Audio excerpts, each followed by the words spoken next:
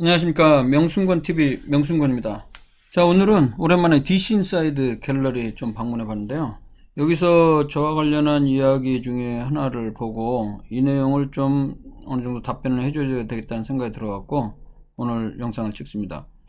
이 내용 보면 한의학 갤러리로 되어 있네요. DC인사이드 한의학 갤러리에 근거중심의학연구원 내원참 정말 거지 같아서 원 제목을 이렇게 달고 이런 글을 올려놨어요. 국립암센터 구충제 논문을 소개한 한 유튜브 채널을 링크하고요. 그 논문 원문 다운받는 것도 링크하고, 그러면서 저에게 한 입으로 두 마디 세 마디 열 마디 하는 M 교수님, 님의 답변을 기다리는 동영상이 올라오는데 하면서 하하 하면서 비웃는 듯한 어조로 이렇게 글을 남겼어요. 태권브이는 그만 날리시고 저 동영상에 답변을 한번 거치고 오게 하시죠. 답변해 드리도록 하겠습니다. 네, 이 내용 올린 링크된 이 유튜브 채널을 보면 이게 파리장군이라는 분의 유튜브 채널인데, 국립암센터 논문 구충제 이버맥틴의 항암신약 재창출 최종 보고서 이렇게 되어 있습니다. 그래서 이제 새로운 항암물질을 개발하기 위해서 여러 가지 내용들이 있는데, 지금 현재 구충제로 사용되고 있는 이버맥틴의 항암신약 재창출 최종 보고서, 이 주관 연구기관은 대구 개발신약지원센터고요. 협동연구기관은 국립암센터로 되어 있습니다. 그래서 이 내용 자세한 내용은 여기에 나와 있지는 않고, 이 보고서의 내용은 따로 없고, 이거 한번 한 입 가지고 두 말하는 뭐야 이거, 국립암센터의 해명을 듣고 싶기 때문이다. 그러니까 이 얘기죠. 제가 지금까지, 저는 이제 국립암센터 소속인데, 제가 지금까지 나와서 한 얘기는 강아지 구충제 펜벤다졸의 경우 현재 실험실 연구와 동물 연구만 있고 임상시험은 현재 근거가 없다. 앞으로 실험 연구와 동물 연구 결과가 반복적으로 계속 나오고 가능성이 높다고 인정되면 이제 그때는 사람을 대상으로 한 환자를 대상으로 임상시험을 할 것이다. 이런 얘기를 했죠. 그러면서 이제 불거져 나온 것들이 그 강아지 펜벤다졸 말고 또 알벤다졸, 메벤다졸, 그리고 급기야 이제 이버맥틴이라는 구충제까지 지금 여기서 예를 들면서 국립암센터 이 최종 보고서에 구충제 이버맥틴이 항암신약 재창출 최종 보고서 있는데 해명을 듣기로 한다 이렇게 얘기를 하고 있거든요. 참 제가 이런 부분을 이해시키기 위해서 지금까지 비디오 영상을 제 채널에 굉장히 많이 올렸죠. 최소한 한 5-6개 이상 올리면서 그 내용들 얘기인데도 아직도 이해를 못하는 분들이 너무 많은 것 같아요. 참 안타깝습니다. 자, 이걸 이해하기 위해서는 제가 이 내용을 다시 한번 얘기를 해야 될 것 같아요. 일단 일반적인 질병 치료와 관련한 특징이 시간이 지나면 저절로 좋아지거나 양약제 효과 없는 물질을 먹더라도 플라시보 효과에 의해서 나올 수가 있고, 관심을 갖고 있는 에란 요법 사용했지만 그거 말고도 B, C 등 다른 요인들도, 다른 요법들도 사용을 했다면 어떤 것이 효과를 받는지는 알기가 어렵다는 것이죠. 그리고 이제 치료가 된 원인이 뭐냐, 이것도 모를 수 있다는 것이죠. 그리고 누가 어떤 경험상 이거 먹고 좋아졌다라고 했을 때 그 좋아진 원인이 과연 그걸 먹고 좋아졌는지 인과관계, 그걸 알 수가 없다는 것이죠. 그럼 그런 걸 확인하기 위해서는 어떻게 하냐, 바로 연구를 해야 된다는 겁니다. 과학적인 연구. 이 과학적인 연구 방법이 최근 한 100년 내 안정화돼서 개발됐기 때문에 우리 의학이 기타 한의학이나 민간요법 이런 가짜 의학과 구분되는 가장 큰 과학성을 담보하는 그 이유가 된다는 것이거든요. 그래서 어떤 약이 효과가 있다라고 이야기하기 위해서는 기본적으로는 이제 여러 가지 연구 방법인데, 처음에 시작하는 단계가 바로 실험실 연구입니다.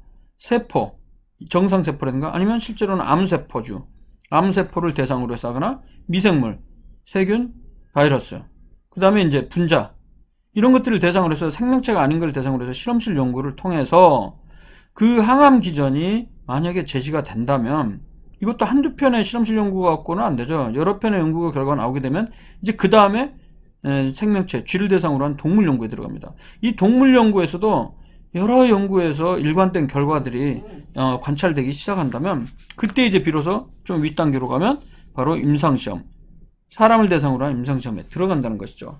그러나 임상시험을 해도 뭐 단계가 1단계, 2단계, 3단계 정도로 기본적으로 되어 있죠. 1상, 2상, 3상 시험이 되어 있고 1상에서는 수십 명 대상으로 해서 약의 허용량이나 안전 용량이 어느 정도 되는지를 확인한 다음에 2상 시험에서는 기백 명을 대상으로 해서 두 그룹으로 나눠서 한쪽은 기존 약이나 가짜 약을 주고 한쪽은 신약을 줘갖고 그 효과를 비교해야 되는 거죠. 거기서 효능뿐만 아니라 안전성까지 입증되고 거기에서 효과가 나와도 보통 이제 3상 시험까지 가는 경우가 많죠. 그래서 수백 혹은 수천 명까지 대상으로 해서 비교 임상 시험을 통해서 효과가 나온다면 그때서야 비로소 식약처나 미국 같으면 이제 FDA에서 승인을 받고 약으로서 승인이 돼서 우리 의사들이 약을 쓸 수 있다는 것이죠. 근데 왜 이런 복잡한 과정을 거치냐?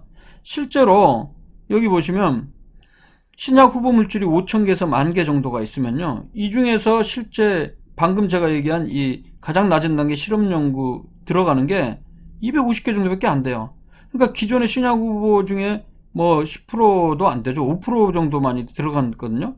그 이유는 가능성은 있지만 실제적으로는 불가능한 경우가 많아요. 실제 실험하기도 어렵고 그리고 가능성이 낮은 것들이 많습니다. 단순한 경험에 근거한 것들이 많거든요.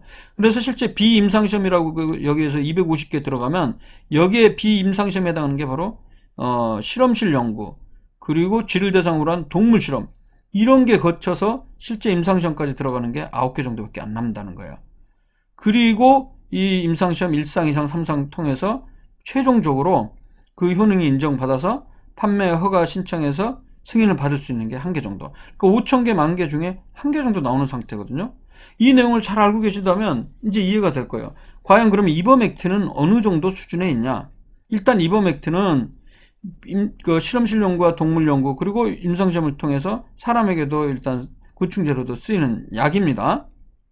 그러면 항암과 관련한 거는 어느 수준이냐?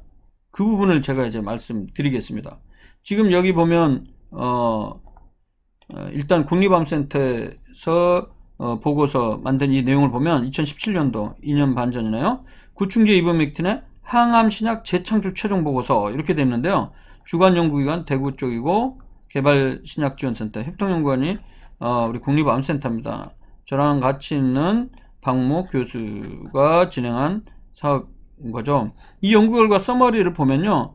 결론을 미리 말씀드리면 구충제 이버맥틴이 구충제로서 사용이 되겠지만 근데 이게 항암제로서의 가능성이 제시가 되고 있다. 그 이유는 종양 마이크로 RNA 21이란 게 특정 암들, 뇌암이나 췌장암, 폐암에서 높게 이게 발현이 되는데 이 이버맥틴 자체가 이 종양 마이크로 RNA 21을 감소를 초래할 수 있기 때문에 이 뇌암, 췌장암, 폐암 세포제에서 감소한다는 보고가 있었기 때문에 신약으로서 가능성이 있다.